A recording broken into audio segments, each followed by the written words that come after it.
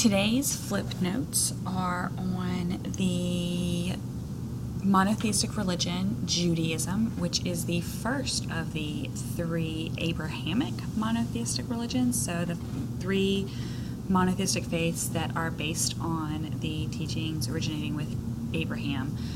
So those are Judaism, Christianity, and Islam.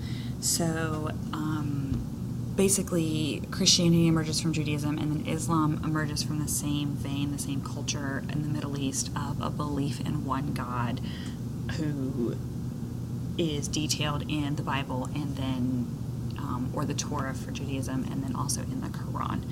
The Hebrews are the people, the population that lived in the Middle East who consider Israel their homeland, that are going to be the very first monotheistic people. So you're going to take this particular sentence as you're following along in your notes. There's on your web for Judaism, there's a box at the top, and that's where you're going to put in this information, and then you can go down to your web to organize the next page. So we're going to start with origins. So Abraham is the father of Judaism. Abraham makes a promise with God. He makes, actually a better word even is covenant, which I need to figure out how to spell.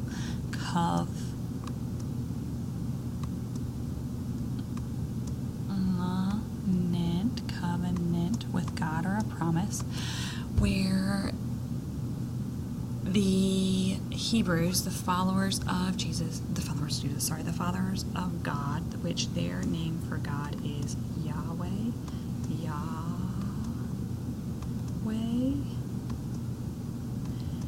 would inherit the promised land, which the interpretation of the promised land is Israel in the Middle East, in exchange for following God's teachings and becoming the people of God. Abraham then, on that faith, moves all of the Jews, all of the Hebrews, to Canaan, which is their definition of the promised land. Another important originating person is Moses. Moses was a Hebrew born in Egypt, because the Hebrews are enslaved by the Egyptians for a very long period of time.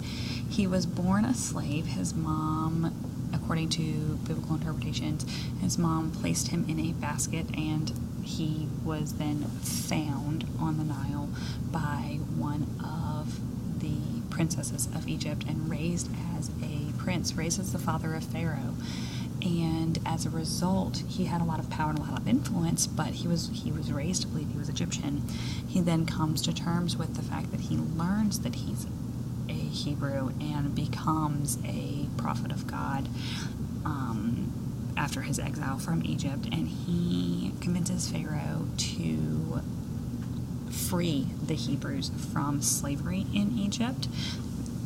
That's the Pharaoh is Ramses, who, my understanding, I believe, was his brother, grew up as his brother.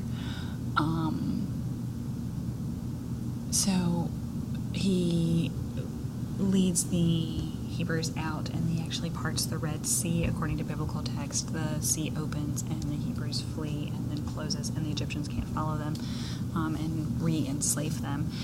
Actually, the Hebrews are responsible for a lot of some of the colossal buildings of ancient Egypt because of the enslaved population there.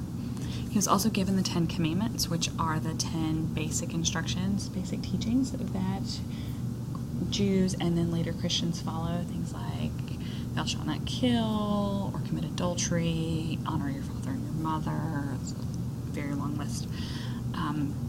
And all of those were spoken to Moses, given to Moses by God, as after the Hebrews had fled from slavery in Egypt. The heart of Jewish faith is in the city of Jerusalem, which is called the City of Kings, including King David and King Solomon. It is one of the oldest cities in the world. It's not quite as old as, say, Jericho or Aleppo, but it is one of the oldest, most inhabited cities in the world. It's also a very contested city in the Middle East, because there's a fight between the Jews and the Hebrews, or the Jews and the Muslims largely, over who's going to control that land. Christians make claims to it too. The holiest cities of the faith, holiest temples of the faith have been built there and largely destroyed by massive groups of invaders, the Babylonians and the Romans and the Muslims, but it is still the heart of Jewish faith. Excuse me. So, two words that are associated largely with Judaism are exile and diaspora.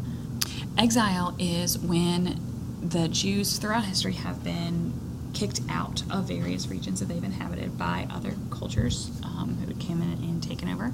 So, for instance, the Chaldeans deported Jews from the Middle East into Babylon, into the city of Babylon, the Babylonian Empire, where they lived for a time. And then, again, later, shortly thereafter, the Babylonians, as they were spreading and invading, then actually a lot of the Jews left and fled to Egypt. It's the problem with the Jewish people is that they are without a homeland so often because of the overwhelming sort of takeovers that happen in the Middle East, the turmoil that happened in the Middle East for thousands of years. And so the Jewish people are spread throughout the entire Middle East, ultimately spread throughout the whole world, but all of those are referred to as the diaspora of the Jewish faith. So for beliefs and traditions and customs, they are monotheists, so the Jews believe in one God. If you can think about your prefixes, the word mono means one, and the Greek word theos means God. So monotheists are people who believe in one God. Polytheists are people who believe in more than one God. So they also have the Torah. The Torah is their holy book. It is the written records and beliefs of the Jewish people. Most people associate the Torah with the Old Testament, but in particular it's the first 5 books of the Christian Bible: Genesis, Exodus, Numbers, Deuteronomy. That's only 4. There's a 5th one. Let me pause. I'll get back to you. I skipped Leviticus. So the first 5, Genesis, Exodus, Leviticus, Numbers, and Deuteronomy. If you read through those texts, you have a lot of Jewish history, including a lot of Jewish genealogy that tell the very origins of their faith. And then, of course, we've already talked about the 10 Commandments, but the sort of state definition is that it provides moral and religious conduct codes for the religion. So how you treat people and how people treat you can all sort of boil down to the initial 10 Commandments. So, as always, remember that you should be copying all your notes down, adding additions, that sort of thing. And if you have any questions, let me know.